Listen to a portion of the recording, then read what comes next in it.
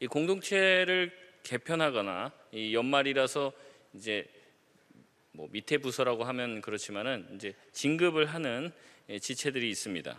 이제 각 공동체에 이제 배정을 하게 되는데 이제 보통은 이제 어떠한 메커니즘인지는 모르겠지만 이제 랜덤으로 이렇게 집어넣고 그리고 나서 또 어떤 공동체는 뭐 제비뽑기를 이제 쭉 이렇게 명단대로 해놓고서 이제 제비뽑기를 하는 경우도 있습니다. 그래서 이제 이 지체들이 이제 배정이 될 때 뭔가 이제 하나님의 이 놀라운 주권적인 역사로 강제 배정이 되게 되는데 이렇게 하고 나서도 이제 일정 조정의 시간을 갖습니다.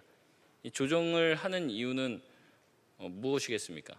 나랑 잘 맞는 사람, 나랑 뭐 편한 사람 이런 사람 데려가려고 조정을 하는 경우는 거의 없습니다. 대부분이 어떤 경우 조정을 하냐면 이제 랜덤으로 이제 막 무작위로 배정을 하고 제비뽑기로 해서 배정을 했는데 배정을 해놓고 보니까 이제 이 사람과 이 사람 붙여놓지 말라라고 하는 이 천적이 들어가 있는 경우에 조정을 하게 됩니다. 딴 마을로 트레이드 하기도 하고 보내기도 하죠. 물론 천적을 배정해 놓고 원수를 사랑하라는 주님의 말씀을 실천할 좋은 기회다 이렇게 할 수도 있지만 아직 우리의 신앙 수준이 이제 거기까지 도달하지 못했죠. 아직 예수님의 어떤 수준에 도달한 단계가 아니니까 오히려 이제 이렇게 천적을 정말로 한 마을에 배정을 해놓으면 둘 중에 하나는 교회를 안 나오거나 아니면 둘 다 안 나오는 경우도 생기게 된다는 거예요. 그래서 어떻게 합니까? 떨어뜨려 놓는 거죠. 떨어뜨려 놔서 오히려 분란을 일으키지 말고 이제 각자 조금 떨어져 있는 공동체에서 이제 신앙생활을 하다가 좀 그래도 우리가 좀 자라나고 우리가 좀 변화되면 또 이제 서로 화해할 수 있는 기회도 생기지 않겠는가? 이제 그렇게 하면서 지혜롭게 이제 배정을 하게 됩니다. 여러분 어떻습니까? 생각과 취미가 같은 사람을 붙여놓고 또 서로 마음이 잘 맞는 사람, 친한 사람끼리 이렇게 붙여놓으면은 이제 본인들끼리 뭐 단합도 잘 되고 뭐 생각도 뭐 비슷하고 이러니까 다투지도 않고 굉장히 좋은 시너지를 낼 수 있지 않겠어요? 여러분 우리가 그렇게 생각할 수 있지만 오늘 성경에 보면 예수님의 제자의 목록이 또 나오는데 이 제자의 목록을 보면 전혀 그 비슷한 사람, 전혀 서로 어울릴 것 같지 않은 사람들이 예수님 그 제자 공동체 안에 들어가 있다는 것을 보게 된다는 거죠.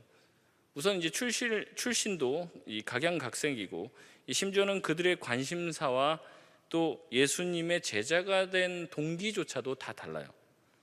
예수님이 직접 부른 사람도 있고 예수님을 쫓아와 예수님의 이야기를 듣고 예수님을 따라 나서기로 결정한 사람도 있습니다. 그런데 이들이 대부분 이제 그 다르다고 이제 제가 계속 말씀을 드렸는데 이들이 다른 정도의 수준을 넘어서 거의 원수와 같은 사람이 이 예수님의 제자 명단에 포함이 되어 있다는 거예요. 예전에 우리가 살펴볼 때 예수님의 제자 중에 세리가 있었다고 말씀을 드렸습니다. 세리의 이름이 뭡니까? 예수님 제자 중에 세리였던 사람? 네네, 마태. 예. 아무도 대답을 안 했는데 제가 그냥 얘기한 건데 레위 마태라고 하죠. 레위라고도 하고 마태라고도 하죠. 이 마태가 이제 세리라고 했습니다. 그래서 이 마태는 세리로서 소위 말하는 친로마파 경향을 가진 사람입니다. 이에 반해서 이런 친로마파를 암살하거나 이 로마의 정부의 테러를 가하던 사람들이 있었는데 이 사람이 누구냐면 열심당이라고 하는 사람이에요. 이 열심당이 바로 이 오늘 성경에 보면은 이 뭐라고 나오냐면 셀롯이라고 기록이 되어 있는 이 바로 열심당, 이 사람이 누굽니까? 이 시몬이라는 사람이죠. 여러분 근데 15절에 보면 시몬을 셀롯이라고 얘기하는데 이 셀롯은 이 열심당이라는 말을 이 헬라어로 발음한 이 말이고 영어로 얘기하면 이제 질럿, 이게 뭐 스타크래프트 좋아하시는 분들 이렇게 뭐 질럿 뽑잖아요. 뭐 Z 이렇게 누르면 이제 질럿 막 나오는데 이제 이거예요. 열심당. 이 히브리어로는 가나나라고 합니다. 그래서 이제 마태복음 10장 4절을 보면 예수님의 제자 명단이 나오는데 뭐라고 하냐면 가나나인 시몬 및 가룟 유다 곧 예수를 판 자라 이렇게 나오면서 시몬을 소개할 때 뭐라고 하면 가나나인이라고 얘기를 합니다. 이 사람들이 다 열심당이라는 거예요. 셀롯, 가나나인, 이 질럿 이게 다 열심당이라는 뜻이라는 거죠. 이 열심당이라고 하는 사람들이 당시 이제 유대에 여러 가지 이제 이제 세력들이 있었는데 뭐 이제 바리새인, 뭐 사두개인 또 뭐 헤롯 당 뭐 이런 사람 뭐 SNF파 뭐 이런 여러 사람들 여러 분파들이 있었는데 그 중에 이제 한 분파가 이 열심당이었다는 겁니다. 아까도 말씀드렸듯이 이 열심당, 이 셀롯, 이 질럿이라고 하는 말이 어디에서부터 나왔냐면 이제 젤러시에서 나온 말이에요. 다시 말해서 이제 질투하다라는 말에서 이제 왔다는 거죠. 그래서 이 열심당은 하나님께서 이스라엘 백성들이 이제 그 로마의 속국이 되었잖아요. 그 식민지가 되어서 이렇게 있는 것을 뭐라고 생각하냐면 그들이 이제 우상 숭배를 해서 하나님이 그들을 심판하셨다라고 생각을 하는 거예요. 왜냐하면 이제 구약에 보면은 이스라엘 백성들이 굉장히 이제 뭐 이 다윗 이후로 굉장히 이제 융성하고 솔로몬 이후에 완전 전성기를 맞아서 그렇게 사는데 결국에 이제 그 솔로몬 이후로 나라가 이제 점점 기울여서 나중에 이제 북이스라엘은 아수르한테 멸망되고 이 남유다는 바벨론에게 멸망돼 갖고 다 포로로 끌려가잖아요. 근데 그때의 모든 이제 메시지가 뭐냐면 왜 하나님의 백성인 우리가 이방 나라에게 멸망을 받아야 되냐라고 얘기했을 때 이제 하나님께서 그때 그들에게 얘기한 게 뭐냐면 너희가 하나님을 따르지 않고 하나님의 백성인데 하나님을 따르지 않고 이방 우상을 섬겼기 때문에 하나님께서 너희를 심판하셨다라는 메시지를 듣게 되는 거예요. 그러니까 이들이 지금 하나님의 백성인데 우상을 섬겼기 때문에 망하고 그래서 이제 이방에 지금 끌려갔다는 거죠. 그러니까 이제 이 사람들이 바벨론에서 해야 될 건 뭡니까? 이제 하나님 앞에서 회개하고 다시는 우상을 섬기지 않고 하나님을 섬기겠다라고 기도하고 회개하고 돌이키는 거예요. 그래서 하나님께서 때가 돼서 다시 이 이스라엘 백성으로 하여금 다시 본토로 돌아오게 하셨죠. 그래서 지금 유대 땅 팔레스타인 지역에서 살고 있는데 이들이 지금 다시 로마에게 이제 정복을 당했다는 거예요. 그러니까 이 이스라엘 백성 중에서 일부는 뭐라고 생각하는 겁니까? 지금 우리가 또 로마에게 이렇게 정복당한 이유는 무엇이냐? 우리가 또 이 우상을 섬겼고 하나님을 섬기지 않았기 때문에 그렇다라고 생각을 하는 거예요. 그래서 이 우상 숭배하는 하나님이 아닌 다른 것들을 섬기는 것들을 어떻게 해야 된다는 겁니다. 처단해야 된다라고 생각을 하는 거예요.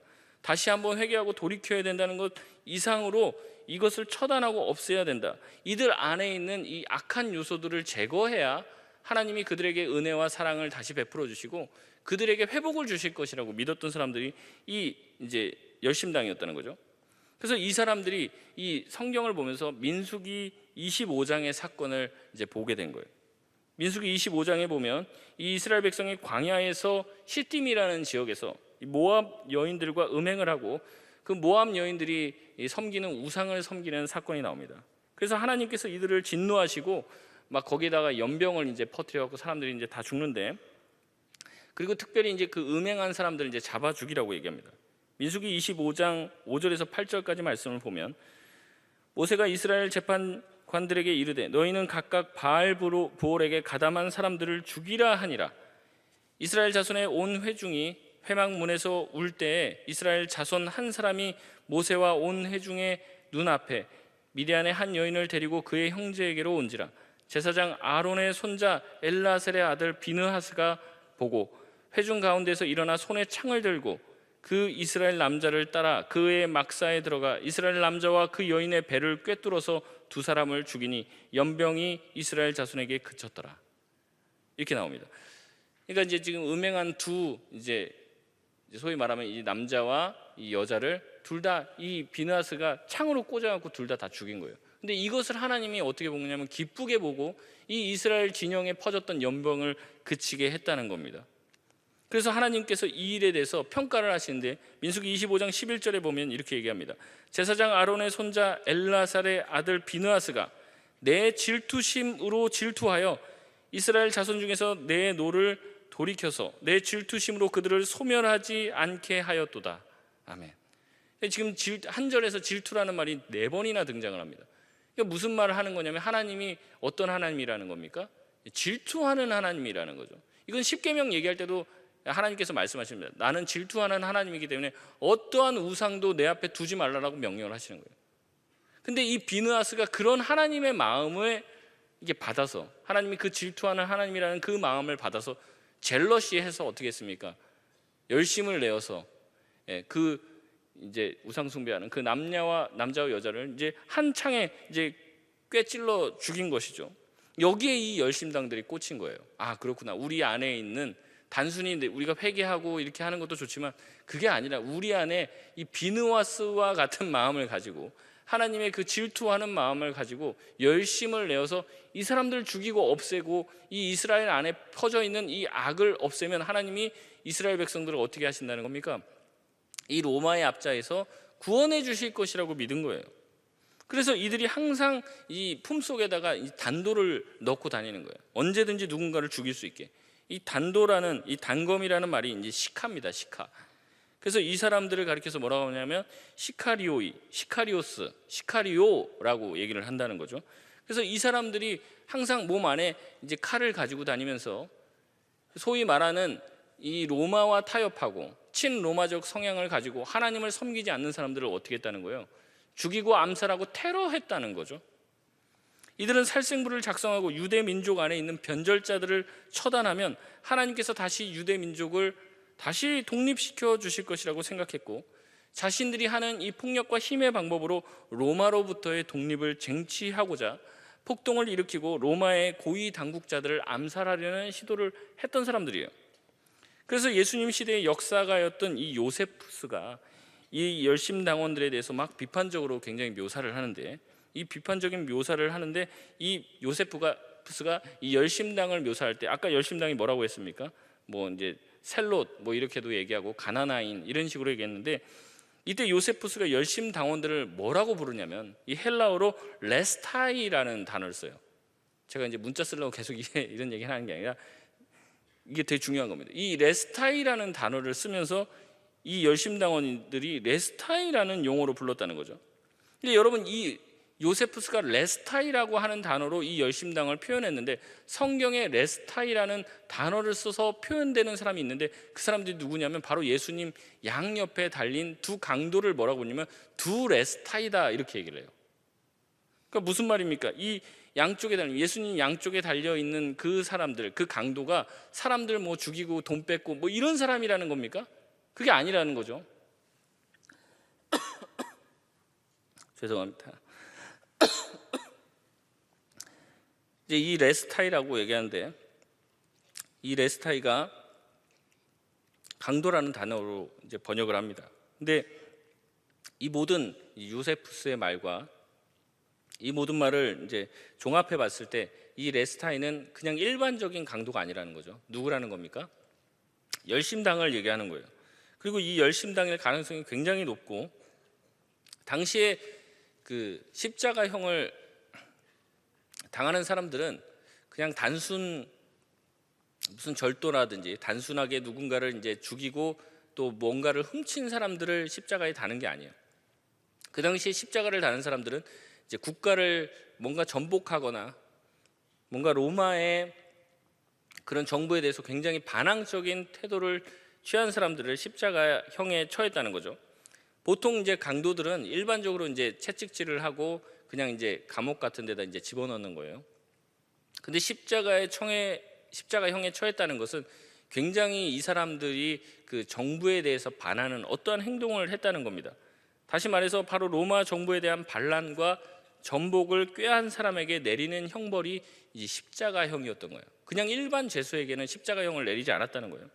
그래서 예수님이 십자가에 이제 못 박힐 때 예수님 또한 이제 십자가에 못 박으려면 이게 무슨 죄목이 들어가야 되는 거예요? 뭔가 로마의 정부를 뒤집으려고 하고 전복하려고 했던 그런 혐의가 있었어야만 했죠. 그래서 이 사람들이 예수님을 끌고 와서 예수님을 고소를 하는데 이 빌라도에게 이렇게 얘기를 합니다. 누가복음 23장 1절에서 2절까지 말씀입니다. 무리가 다 일어나 예수를 빌라도에게 끌고 가서 고발하여 이르되 우리가 이 사람을 보매 우리 백성을 미혹하고 가이사에게 세금 바치는 것을 금하며 자칭 왕 그리스도라 하더이다 하니. 아멘. 지금 뭐라고 고백을 합니까? 예수님을 우리 백성을 미혹하고 가이사에게 세금 바치는 것을 금하고 자칭 왕 그리스도라고 말하는, 자칭 왕이라고 얘기하는 이런 사람인 거예요. 이 세 가지 죄목으로 이제 고발을 하는 거예요. 백성을 미혹하는 사람, 가이사에게 세금 바치는 것을 금하고 스스로 왕이라고 하는 사람, 이 세 가지 조건을 얘기한다는 거죠. 그래서 이 세 가지 조건이기 때문에 예수님이 어디에 달려 죽어야 된다는 겁니까? 이 십자가에 달려 죽어야 된다는 거죠. 그러니까 단순 강도, 이 레스타이, 예수님 옆에 있는 사람 레스타이들도 그 단순 그런 사람이 아니라 열심당으로서 뭔가 폭도를 일으키고, 그다음에 이제 로마의 주요 인사들을 암살하거나 아니면 암살했거나 이러다가 잡힌 사람들이라는 거예요. 그래서 양쪽에 이제 달리게 되는 것입니다. 그러나 이 빌라도는 예수님의 이 고발을 듣고 뭐라고 얘기합니까? 아, 내가 보니까 혐의가 없다. 그래서 이제 풀어주려고 하죠. 근데 그냥 풀어주려고 하니까 사람들이 이제 동의를 안 해요. 그래서 빌라도가 뭐라고 했냐면, 야, 지금 명절인데 명절은 죄수 중에 한 명을 풀어주는 전통이 있지 않냐. 그렇게 해서 예수님과 한 명의 죄수를 세웁니다. 그래서 둘 중에 하나를 택하라고 얘기를 해요. 그때 예수님과 한 명 더 죄수를 세운 그 죄수의 이름이 누구입니까? 바라바죠, 바라바. 그래서 예수님을 선택할 것인가, 이 바라바를 선택할 것인가 사람들한테 요구를 하죠. 그랬을 때 사람들이 뭐라고 얘기합니까? 예수님을 풀어주라고 하지 않고 바라바를 풀어주라고 얘기를 하죠. 근데 여러분, 이 바라바를 성경에서 무슨 죄목으로 잡힌 사람이라고 얘기하냐면, 마가복음 15장 6절에서 7절 말씀을 보면, 명절이 되면 백성들이 요구하는 대로 죄수 한 사람을 놓아주는 전례가 있더니 밀란을 꾸미고 그 밀란 중에 살인하고 체포된 자 중에 바라바라 하는 자가 있는지라. 밀란을 꾸미고 그 밀란 중에 살인하고 체포된 자라고 얘기하는 거예요. 그러니까 이 바라바도 그냥 흉악범이 아닙니다. 그러니까 어떤 사람이라는 겁니까? 거의 이 상황을 보면은 밀란을 꾸미고 밀란 중에 살인한 자라면, 그래서 십자가에 달리기 지금 직전인 사람, 이 바라바는 뭐 한 사람이라는 겁니까? 이 열심당일 가능성이 굉장히 높은 거죠. 그래서 예수님이 고발당하기 전에 그 십자가 세계에 달리는 모든 사람 다 어디 소속의 사람인 겁니까? 이 열심당 소속의 사람일 가능성이 굉장히 큰 거죠.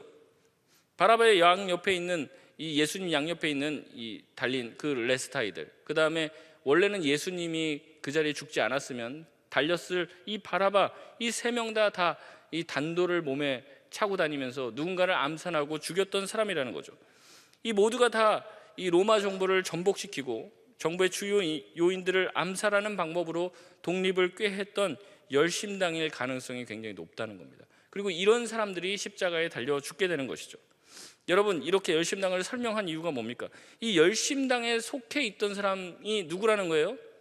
오늘 살펴보는 예수님의 제자 중에 한 사람이었던 셀롯인 시몬이었다는 거죠. 여러분, 시몬이 어떤 사람이라는 겁니까? 힘으로 나라를 되찾고 힘으로 독립을 이루고 싶었던 사람이에요. 뭔가 대단한 능력을 가지고 이 로마를 전복시키고자 했던 사람이 시몬입니다. 이 시몬이 예수님의 놀라운 능력을 본 거예요. 그리고 예수님을 보니까 이 예수님을 통해서 분명히 자기가 꿈꿔왔던 이 정치적인 야망과 정치적인 독립을 이루고자 했다는 거죠. 그래서 예수님을 찾아온 거예요. 그러나 예수님이 이런 시몬의 동기를 모르셨겠습니까? 다 알고 계시죠. 시몬이 왜 예수님을 찾아온지도 다 알고 계세요. 근데 예수님은 이 시몬을 물리치지 않고 있는 그대로 받아주셔서 제자로 삼아 주십니다. 이렇듯 예수님께서는 다양한 사람들을 다 받아주셨어요. 그리고 각양각색의 사람들이 모인 제자 공동체를 만들길 원하셨다는 거죠.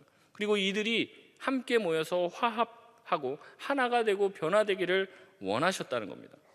여러분, 시몬이 아마 열심당 소속이었으면 아마 그들이 가지고 있는 소위 말하는 살생부 명단을 가지고 있을지도 몰라요.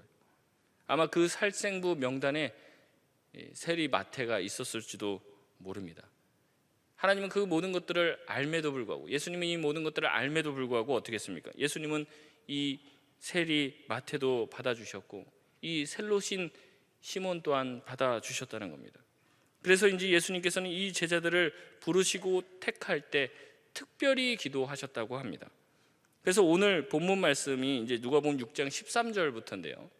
그 앞에 이제 12절을 보면은 이런 말씀이 있습니다. 누가복음 6장 12절 말씀 우리 한 목소리로 같이 읽어보겠습니다. 시작. 이때 예수께서 기도하시러 산으로 가사 밤이 새도록 하나님께 기도하시고, 여러분, 예수님께서 어떻게 기도하셨다고 나옵니까? 밤이 새도록 기도하셨다고 나와요. 밤이 새도록. 여러분, 예수님께서 성경에서 밤이 새도록 기도한 장면이 제가 알기로는 딱 2장면밖에 없습니다. 오늘 이 장면이에요. 그리고 또 하나의 장면이 언제일까요? 예수님이 십자가에서 달리시기 전날 겟세마네에서 밤을 새워서 기도하셨죠. 여러분, 십자가에 달리시기 전날 겟세마네에서 예수님은 밤을 새워 기도하셨습니다. 여러분, 그때 밤새 예수님이 뭐라고 기도하셨습니까? 뭐라고 기도하셨습니까? 만일 아버지의 뜻이거든 이 잔을 내게서 옮겨주옵소서. 그러나 내 원대로 마옵시고 아버지의 원대로 되시길 원하나이다. 여러분, 이렇게 기도했어요. 예수님의 기도의 핵심이 뭡니까? 예수님이 원하고 예수님이 바라는 건 뭐예요? 아버지의 뜻이거든, 하나님 뜻이거든 이 고난과 이 고통이 내게서 그냥 지나가게 하여 주시옵소서. 하지만 내 원대로 하지 마시고 아버지의 원대로 되기를 원하나이다.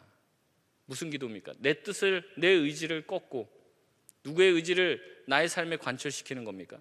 하나님의 의지와 하나님의 뜻을 내 삶에 관철시키는 거예요. 이 기도하느라고 밤새신 겁니다. 이 기도하느라고 자신의 의지를 꺾고 하나님의 뜻이 이루어지기를 간절히 밤새 기도했어요. 그렇다면 예수님께서 제자를 뽑을 때 왜 밤새 기도하셨겠습니까? 여러분, 같은 맥락으로 보면 이거예요. 예수님께서 제자를 뽑기 전에 밤새 뭐라고 기도하셨을까요? 잘 뽑히게 하여 주시옵소서. 내 스타일에 맞고 내 입맛에 맞는 사람, 나랑 딱 같이 동역하기에 딱 좋은 사람, 내가 말 아 하면 아 알아듣고 어 하면 어 알아듣고 나랑 같이 힘을 합쳐서 나의 부족한 것들을 도와주면서 뭔가 할 만한 좋은 사람 하나님 보내주십시오. 여러분, 그런 기도 했겠습니까? 여러분, 그런 기도 하지 않았을 거라고 생각합니다. 예수님 밤새 겟세마네에서 기도한 것을 같은 맥락으로 보면 예수님께서 밤새 제자를 뽑기 전에 밤새 기도한 것은 무엇이냐면 이렇게 기도하셨을 거예요. 하나님 아버지, 내가 내일 제자를 뽑습니다. 그런데 내 성향, 내가 원하는 제자가 아니라 하나님이 원하는 제자, 하나님이 원하고 하나님이 보내주시는 제자를 뽑기를 원합니다. 내가 원하는 애들은 요에 있거든요. 근데 이 내가 정한 그 리스트 말고 하나님이 정한 그 리스트를 받기를 원합니다. 하나님, 그런 자가 어떤 자라든 내가 기쁨으로 제자로 받게 해 주십시오. 자기의 의지를 꺾고 하나님의 의지를 관철시키기 위해 밤새 기도한 것이죠. 여러분, 우리도 마찬가지입니다. 우리 공동체와 우리 주위에는 나와 다른 사람들을 자꾸 내치고 싶은 마음이 있어요. 나랑 비슷한 사람을 가까이 하고 싶고 나와 다른 사람은 배제시키고 쳐내고 싶은 마음이 있죠. 그래서 나와 같은 사람들만 자꾸 남겨놓고 싶고 나와 다르고 나에게 도움이 안 될 것 같은 사람들은 자꾸 배격하고 자꾸 밀어내는 겁니다. 할 수만 있다면 나와 다른 사람뿐만 아니라 나와 원수된 사람들 저 멀리 보이지 않는 곳에 갔으면 좋겠죠. 근데 주님께서 말씀하시는 건 뭡니까? 그렇게 하라는 겁니다. 너희와 다른 사람과 같이 있으라는 거죠. 심지어는 할 수 있다면, 가능하다면 너와 원수된 그 천적과도 같이 있으라는 거예요. 같이 한 공동체를 이루라는 거죠. 좀 삐끼면 자꾸 포동교회 갔다가 또 호산나 교회 갔다가 부산시 청년연합집회 가면 거기 다 만납니다. 또 가서 여러분, 이게 쉬운 일이 아니죠. 여러분, 우리가 어떻게 우리와 성향이 다른 사람, 소위 천적이 된 사람, 원수가 된 사람과 같이 함께 할 수 있겠습니까? 여러분, 이거 쉽지 않은 거예요. 그러니까 어떻게 합니까? 내 의지를 꺾어야죠. 내 의지가 근데 쉽게 꺾어집니까? 안 꺾어지니까 밤새 기도하는 거예요. 안 꺾어지니까. 여러분, 그 문제를 놓고 정말 밤새 기도한 적이 있냐는 거죠. 내가 정말 도달하고 싶은 어떤 목표를 위해서는 우리가 그렇게 끈질기게 기도하고 금식 기도도 하지만 하나님, 나의 의지를 꺾고 주님의 뜻이 내 삶에 이루어지게 해달라고 우리가 밤새 기도한 적이 언제 있냐는 겁니다. 예수님께서 밤새 기도하면서 주님, 아버지, 내가 원하는 제자 리스트 이 사람 딱 되게 해주세요. 이거 밤새 기도한 게 아니에요. 하나님, 내가 원하는 제자들이 있지만 그게 아니라 하나님이 보내주신, 하나님이 원하시는 제자들과 함께 한 몸 공동체를 이루게 하여 주옵소서. 이 기도한 거예요, 밤새. 여러분, 처음부터 마태와 시몬이 좋은 사이로 지냈을 것이라고 생각하지 않습니다. 아마 둘은 처음에는 이제 서로 도저히 협력할 수 없는 그런 관계였을 것입니다. 이 마태는 이 세리로서 친로마적인 생각을 가지고 뭔가 어떤 일을 결정할 때도 그런 로마의 파적인 친로마적인 막 그런 성향 가지고 막 얘기했을 것이죠.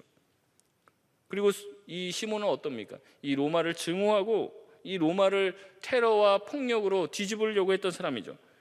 여러분, 이 둘이 한 몸 공동체가 된 거예요. 근데 여러분 생각해 보십시오. 이 둘이 전혀 다른 이 둘이 처음부터 맞지도 않는 이 둘이 하나가 되고 한 몸 공동체가 된 그 계기가 있는데, 그 계기는 바로 무엇 때문에 이들이 한 몸 공동체가 된 겁니까? 누구 때문에 이렇게 된 겁니까? 바로 예수님 때문에 그런 거죠. 예수님이 불러주셨고 예수님이 찾아오는 자들을 받아주셔서 자기의 제자요 사도로 삼아주셨기 때문에 이들이 한 몸 공동체가 된 것이에요. 예수님 때문에 이런 극과 극인 사람들이 한 공동체를 이룬 것이죠. 이들의 정치적 성향과 원한과 증오는 예수님의 사랑 안에서 점점 녹아지게 된 거예요. 여러분, 우리도 마찬가지입니다. 어떻게 서로 다른 사람들이 이렇게 만나게 됐습니까? 하나님께서 우리 가운데 중매하셔서 우리를 수영로 교회라는 교회 공동체로 불러주셨죠. 그리고 우리의 각 공동체의 이름에 따라서 우리를 불러주신 거예요. 여러분, 우리가 그곳에 있는 것은 우리의 나이가 그렇게 먹어서 간 게 아닙니다. 하나님께서 우리가 그 공동체의 이름으로 우리를 불러주셨기 때문에 그런 것이죠. 그리고 거기 안에는 누가 있는 겁니까? 예수님이 있는 거죠. 우리가 어떻게 이렇게 다 모일 수 있습니까? 우리가 어떻게 이렇게 함께 모여서 예배할 수 있습니까? 예수님 때문 아니에요. 예수님 때문에, 예수님의 십자가 때문에 전혀 모르던 전혀 다른 우리가 모여서 이렇게 함께 예배를 드릴 수 있게 된 것이에요. 예수님께서 나 같은 죄인을 받아주셨고 나 같은 사람을 사랑해 주셨고 나 같은 사람을 자녀 삼아 주셨기 때문에 우리가 이 자리에 있는 겁니다. 내 주위에 있는 모든 사람들이 다 이런 사람들이에요. 나같이 부족하고 연약하지만 하나님 때문에, 예수님 때문에 이 자리에 있는 겁니다. 수준이 되어서 어느 정도의 자격을 통과했기 때문에 이 자리에 있는 게 아니라 여전히 수준과 자격이 안 되지만 하나님께서 하나님의 이름으로 우리를 불러 모아주신 거예요.